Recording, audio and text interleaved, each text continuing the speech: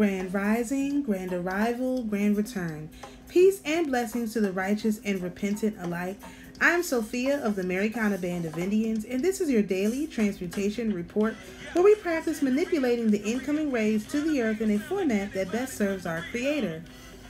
Today is Thursday, September the 5th, 2024, 6 a.m. Eastern Daylight Time, coming to you from the Sunshine State.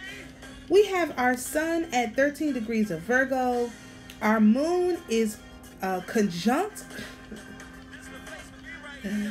Conjunct, is that right? Am I saying that right? Yeah. Conjunct. Our moon is conjunct Venus at 8 degrees of Libra. So a very emotional and relationship energy going on today. Good gracious.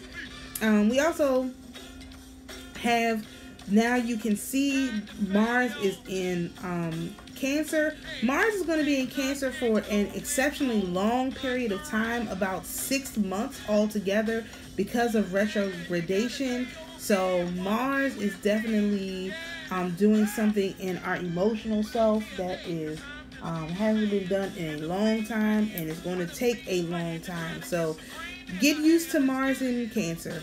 It's going to become a fixture for about the next 6 months. All right, and it's in conjunct right now with Pluto in 29 degrees of Capricorn. So literally transforming our willpower, so to speak. We have a trine energy between our Neptune at 28 degrees, move back another degree, 28 degrees of Pisces, with our Pallas Athena at 29 degrees. So that's our wisdom. Pallas Athena is wisdom, strategy, and integration of masculine and feminine. And that's a flowing energy to Neptune, which is spirituality and imagination. So it also is gaslighting. So we could have an increase in the gaslighting energy that's coming out as it relates to relationships, because Pallas is about integrating the masculine and feminine energy. Plus we have a sextile energy between Pallas Athena and Pluto now. So this is more like kind of pointing at this whole integration point and transformation. So you can have your personal relationships, especially with the moon and Venus conjunct.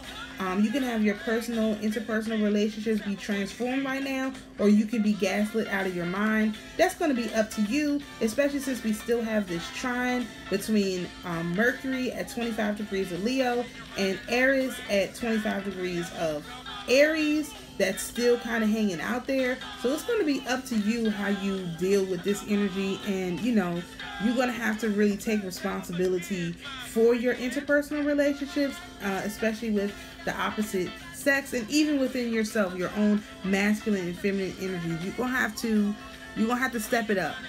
That's my suggestion. Of course, if you want a more in-depth look at the astrology, please contact or follow your favorite astrologer for a more in-depth look. We are on day 4 of the moon cycle. A 3.1 day old moon, 5.7% illumination. This is a waxing crescent moon. We have a moon rise time of 9:14 a.m. and a moon set time of 9:06 p.m. Day 4 of the moon cycle is in Vatab. The fourth head of the moon sphere protects the spiritualite against all underhand tricks and acts of revenge by hostile men, he or his subordinates, which he likes to put at the spiritualite's disposal as familiar spirits, will reveal to the spiritualite any secret plans of his enemies, any intended acts of revenge or malice prior to their being carried out, and will advise the spiritualite how to protect himself against malicious people. In Vatib, serving spirits are able to defeat any acts of revenge planned by hostile men at the very moment of their origin. So basically, again, you have the opportunity to tap into this energy of integrating the masculine and feminine energy outside and inside, and people will try to gaslight you about that. But this moon mansion leader, this king, moon king, right, is going to be here to help avoid that if you tap into this energy. All right, so for our astroterography sun sign decan, we are still in Nine of Cups energy, which is dreams, enjoyment, and happiness. And this can be best transmuted through the Nine of Coins, which is success, great love, and reward, through the lens of the 8th house in Pisces, which is to pay attention to details and don't solely rely on intuition. Now is not the time to blindly trust your intuition. Now is the time to check your intuition and make sure you're not being gaslit about your dreams. You need physical, tangible money to make it in this society, and don't let them gaslight you into believing that you can do it without the physical, tangible money. No. You need tangibles. That's probably why everybody during this decan is talking about what is out there for us, because this is the literal energy that we are in. All right. So for our North Node decan, we are in Two of Wands energy, which is plans, travel, and new ideas. This is our Jezebel card and our outside influence card, and this can be best transmuted through the Two of Swords, which is indecisions, solutions, and difficulties, which is our intuition card.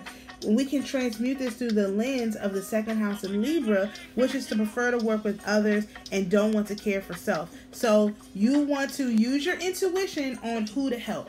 You don't want to only use your intuition, because you also want to look at what's going on around you and make sure that you are taking a proper inventory of what's happening, and don't just say, oh well, blah blah blah, dot dot dot. No, you want to really make sure that what you're doing is the right thing to do. That would be my suggestion. All right, so for our Tree of Life yearly progressions and predictions, we are in Mercury energy until September the 11th. This is 10 of Swords, which is sudden ending, failure, and backstabbing. This is really the hardest period of time of the year, to be honest. And we can transmute this energy by using the 10 of Wands, which is no perspective, burden, and accomplishment. This is what I call our tunnel vision card, through the lens of the 9th house in Gemini, which is learn how to properly use words and wisdom. So basically, now's the time when you determine who you should help, who you shouldn't help, when you should say something, when you shouldn't, who you should be walking away from, who you should be staying around. This is the time to sort all of that out. And so use your time wisely. As the hardest time of the year is also the easiest time to make corrections, because this is source energy, but it's also easy to make corrections. I said corrections twice. It's the easiest time to make cuts, but it's also a good time to make corrections instead of making cuts, in place of cuts where it's possible. If you have to make a cut, of course you cut. When you have to make a correction, of course you correct.